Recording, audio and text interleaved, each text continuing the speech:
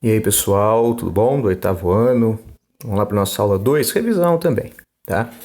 Lembrando aí que essa aula é uma revisão daquela aula que eu passei na última semana de março, tá? Que eu fiz a Revolução Industrial em imagens, que eu não vou postar porque não tenho o padrão aqui do liceu, mas é aquela aula, tá certo? E as últimas que a gente conversou de Revolução Industrial, tá bom? Então eu vou falar muito rápido porque você já deve, acho que eu falei tanto, vocês devem lembrar até hoje, né? Então lembrando que a Revolução Industrial não tem uma data de início, tá? Então ela aconteceu na Inglaterra, ela não tem um fato histórico, não é? Ela aconteceu no século XVIII, mais ou menos aí, né, 1750, né? E ela é considerada uma revolução porque você tem mudança nas estruturas da sociedade, mudanças sociais, mudanças políticas, mudanças culturais, tá? Mudanças na forma de trabalho, nas relações sociais de trabalho, não é? Então você tinha um artesanato, você tinha uma manufatura, você tinha o conhecimento de toda a produção do seu produto, né? Quando você tinha alguma divisão, era com seus aprendizes, né? Isso antes aí, né? Um homem fazia todo o processo do produto, ele vendia a sua experiência, não é? O que vai acontecer então? O burguês inglês vai apropriar dessa estrutura, não é? O artesão vai vender agora o seu tempo de trabalho, não, né? Então você vai mudar essa relação de artesanato para uma manufatura e vai virar uma fábrica, uma indústria. E o cara que trabalha nessa fábrica, nessa indústria, é um novo grupo social que surge no século XVIII, que é o operário, o proletário, não é? Então você fazia o trem na sua casa, você depois numa oficina, agora você faz numa fábrica. O burguês adquire um galpão, coloca lá um monte de máquina e te faz operar aquela máquina. Por isso, operariado. Tranquilo? O pioneirismo inglês, porque a Inglaterra estava toda pronta para ser uma primeira na Revolução Industrial. Por quê? Você teve um acúmulo de riquezas, não é? Uma marinha forte, certo? Essa marinha forte, não é? Você ganha dinheiro com ela lá no Cromwell, nos atos de navegação. Você fortalece o comércio inglês, não é?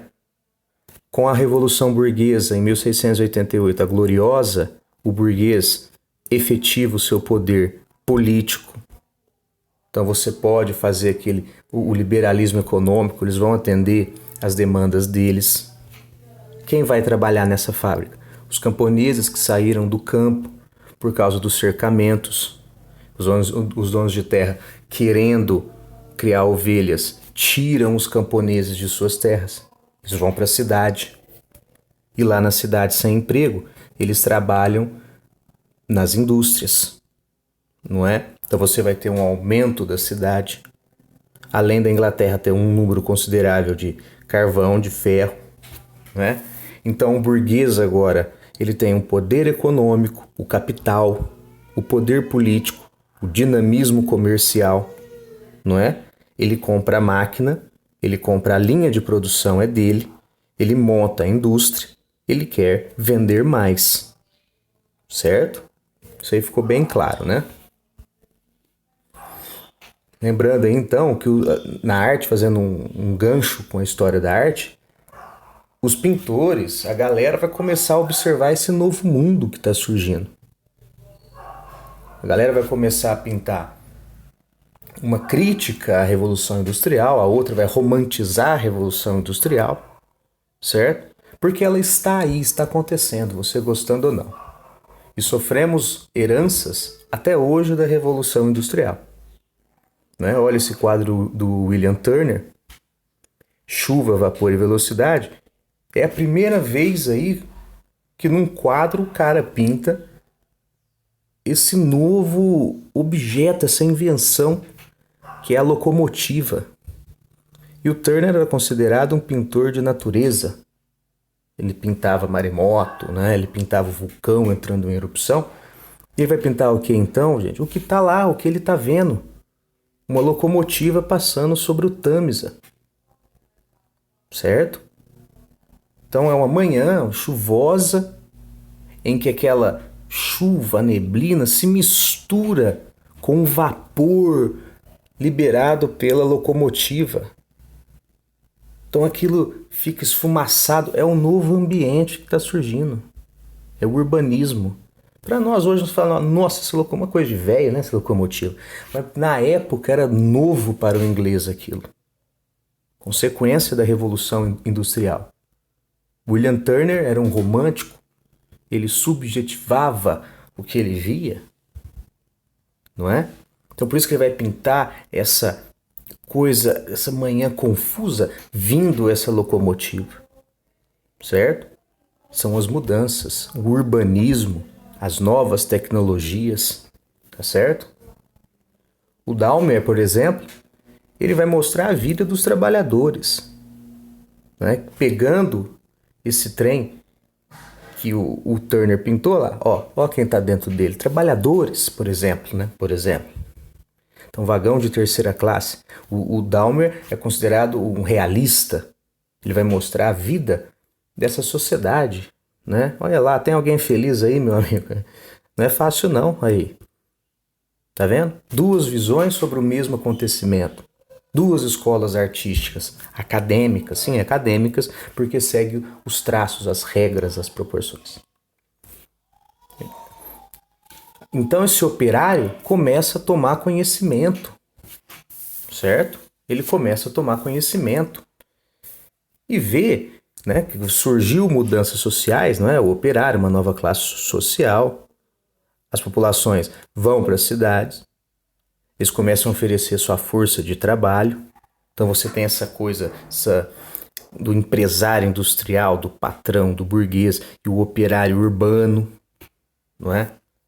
Lembrar que nesses primeiros aí, as condições de trabalho não era lá aquela coisa, não é? Então você tem péssimas condições de vida, grandes jornadas de trabalho, sem lei de regulamentação do trabalho, péssimo salário, trabalho infantil, falta de higiene, a formação de bairros periféricos, certo? E esse operário começa a tomar consciência, é óbvio. Então você vai ter lutas operárias, o ludismo, os quebradores de máquina. A galera começou a achar que o problema era a máquina. O cara entrava na fábrica e quebrava a máquina. Ludismo. Depois ele percebe que não é a máquina. É quem? É quem dá péssimas condições de trabalho pra gente. Peraí, a gente está na Inglaterra, não tem um parlamento? Eu quero representação no parlamento, eu, operário. Então eu vou enviar cartas ao rei. Cartismo. O rei, né, pega essas cartas aí, enfim, não vira nada, né? E os trabalhadores começam a se organizar. Trade unions, os sindicatos, que são associações de trabalhadores. Aí vai começar negócio de greve, protesto. E uma série de lutas que levam a você ter um salário melhor, leis de regulamentação de trabalho. Peraí, meu irmão, não vou trabalhar 12 horas, né? É assim. E assim vai. Lembrando das consequências também, não é? Essa divisão do trabalho, urbanização, novas tecnologias, tá? Falei muito disso, né? Então, é uma bela resumida aqui, uma bela resumida para a gente começar a nossa nova matéria, tá? Então, se organizem aí. Se não me engano, eu fiz já os exercícios do capítulo, certo? Então, se organize para começarmos na próxima videoaula a matéria nova.